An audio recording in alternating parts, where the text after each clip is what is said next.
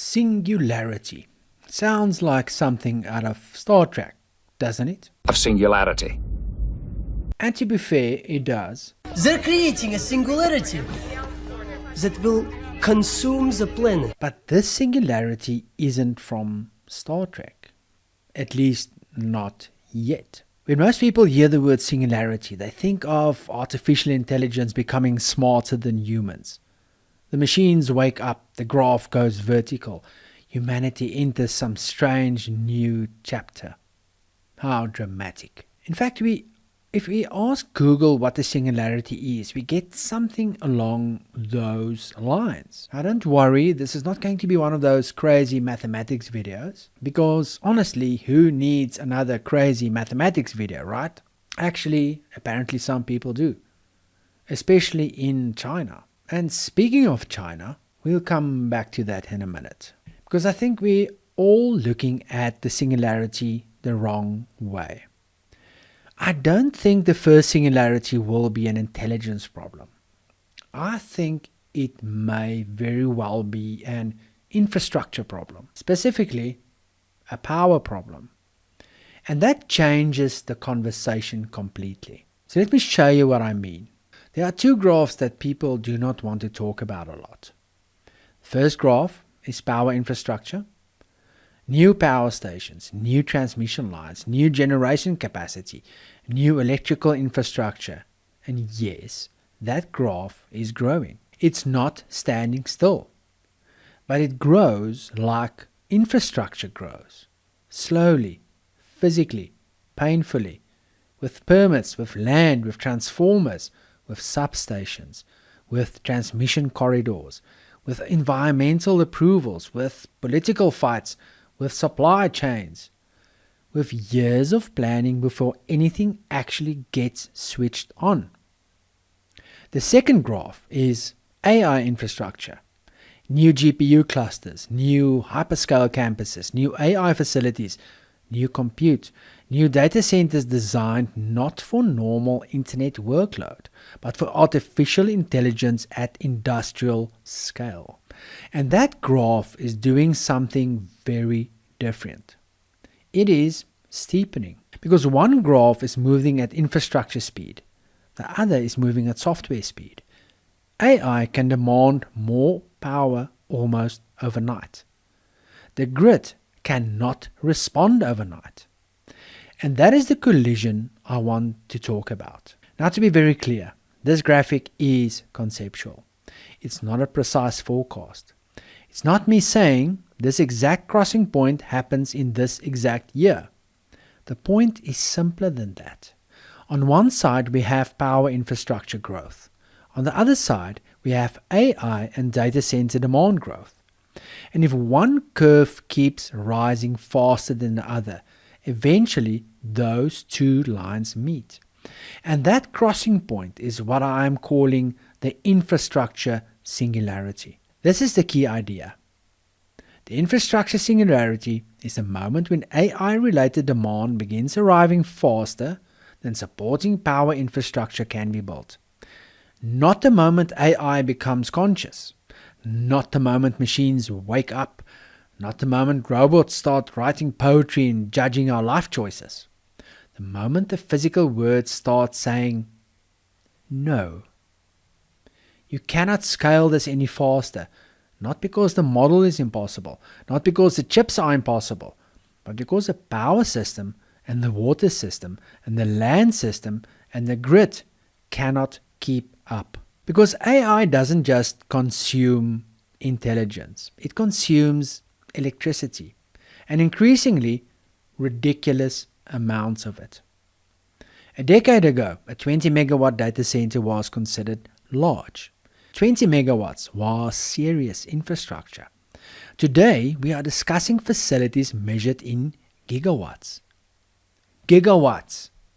Gigawatts, people. Entire power stations dedicated to individual campuses. At that point, the data center is not just a building anymore. It is not just an IT facility. It's not just the cloud. At that point, the data center becomes an energy project, a grid project, a water project, listen to me very carefully, a national infrastructure project. And here's where things start getting interesting or terrifying, depending on your perspective. Because while much of the world is still talking about AI models, governments are increasingly talking about AI competitiveness, national competitiveness, economic competitiveness. And here's the big one: strategic competitiveness. And once those words enter the room, the conversation changes. AI stops looking like a normal technology race. It starts looking like an infrastructure race, and eventually a power race. Once governments start viewing AI as strategically important, everything changes. Think about this. If AI becomes critical to economic power, military power, national power, governments are not going to sit quietly on the sidelines while private companies figure it out. They're going to get involved. In fact, they already are. They are funding AI. They are building national AI strategies. They are accelerating permitting. They're talking about sovereign compute. They are treating data centers not just as commercial buildings, but as strategic infrastructure. And the moment that happens, data centers stop being ordinary commercial facilities. They start becoming strategic assets. That is a very different world. And we need to be honest about what that means. So what happens when the infrastructure singularity is reached? What happens when AI stops computing only for chips and models and start computing for electricity and water and land and strategic priority? I think 5 things start to happen. First, resource competition. AI facilities begin competing with communities and industry, agriculture, and municipalities for the same basic inputs. Power, water, land, grid access. The same resources that keep ordinary life running. Second is government prioritization. If a government believes AI infrastructure is strategically important, that infrastructure may receive faster approvals, political support, preferential treatment, and national level attention. And this is where this becomes seriously controversial. Because once something is declared strategically important, it does not always compete fairly with everything else. Third, grid and infrastructure strain. Transmission lines, substations, transformers, generating capacity, cooling infrastructure, water infrastructure, all of it starts coming under pressure. The bottleneck is not just, do we have enough electricity? The bottleneck is, can we generate it? Can we transmit it? Can we connect it? Can we cool it? Can we protect it? Can we do all of that fast enough? And fourth is strategic protection. So if AI campuses become valuable enough, if they become important enough, if they become tied to national security, economic power, or military advantage, then major AI data centers may begin to look less like normal commercial buildings and more like protected national assets. Now, I'm not saying every data center is suddenly going to be surrounded by missile batteries, but follow the logic. Governments have always protected what they considered strategically important. Energy, transportation, communication, defense. Why would AI be any different? And fifth, the search for alternatives. If Earth-based AI infrastructure becomes too constrained, if grid access becomes too slow, and if water becomes too sensitive, if local communities start to push back what they are already doing. Anybody that's against us, please.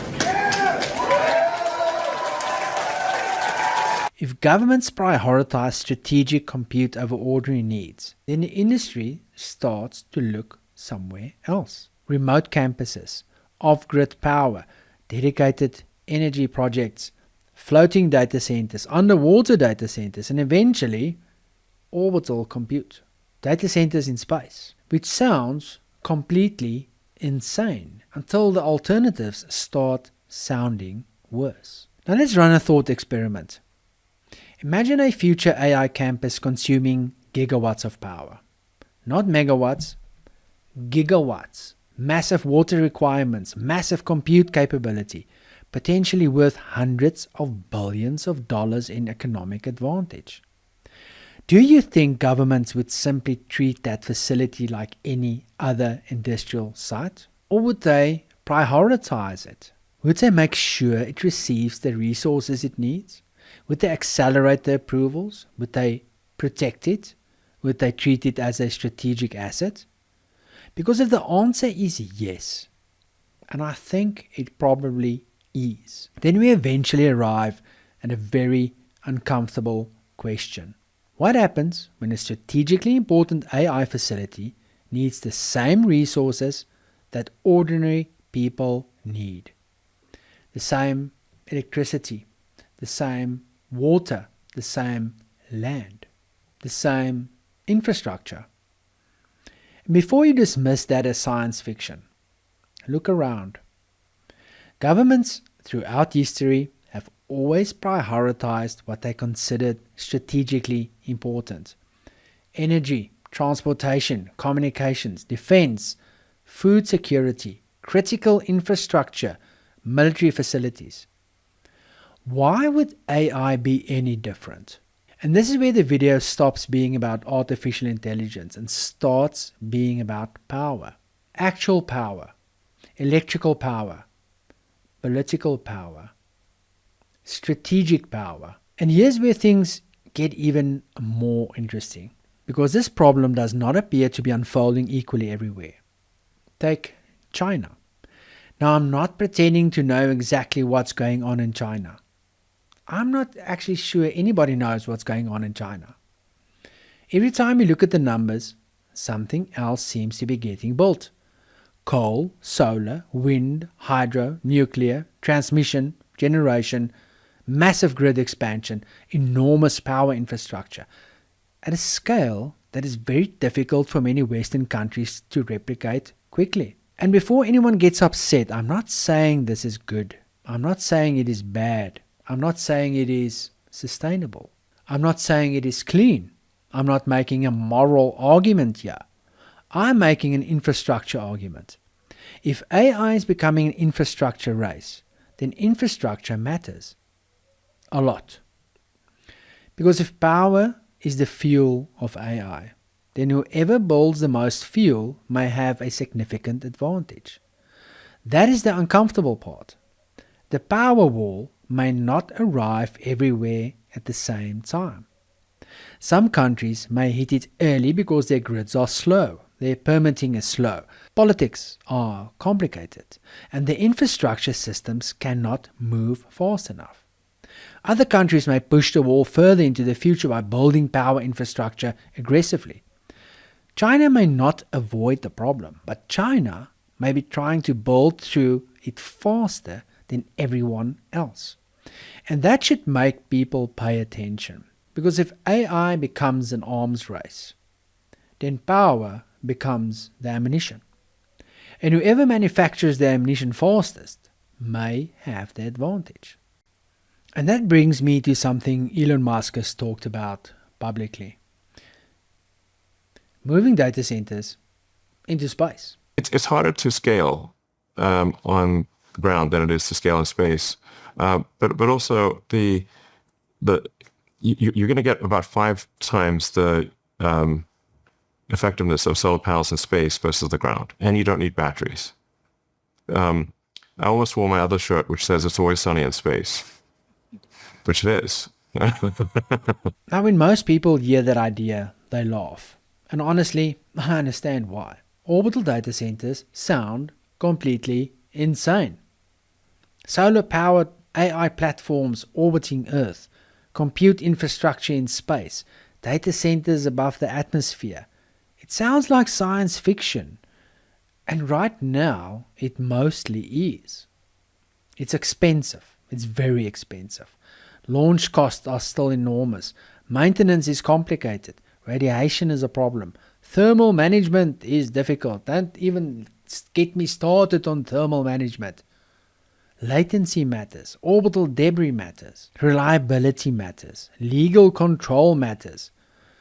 There are massive engineering challenges. And here's the thing, and it's a very big thing. We've actually solved far more of the engineering than most people realize. The real problem is not whether we can imagine it.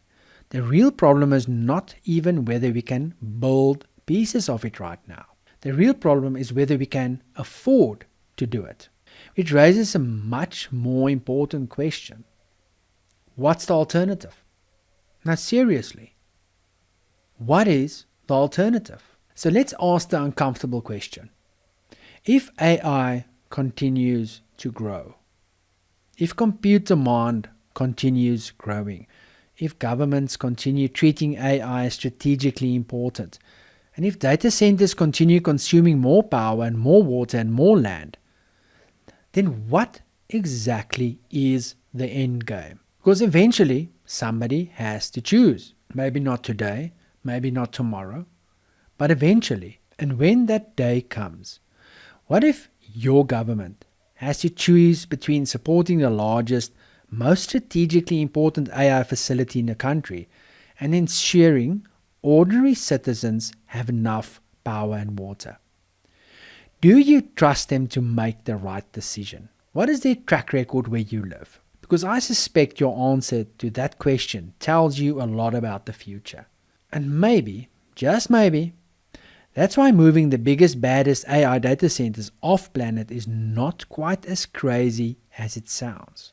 Not because space is easy, not because space is cheap, not because orbital compute is magically better than Earth-based compute, but because alternatives may eventually become even more difficult. Maybe orbital data centers are not the future because they are better. Maybe they are the future because we are starting to run out of good alternatives. So I'd genuinely love to hear your thoughts on this. Am I completely wrong? Am I being too dramatic? Or are we heading towards an infrastructure singularity that almost nobody is talking about? Let me know in the comments. And if this project fascinates you, I have linked my full orbital compute research below. It is probably the biggest body of work I've ever produced on the future of data centers, AI infrastructure and orbital compute. It's comprehensive, it's heavily researched, and if nothing else, it is a fascinating glimpse into the future that may arrive earlier than any of us suspect.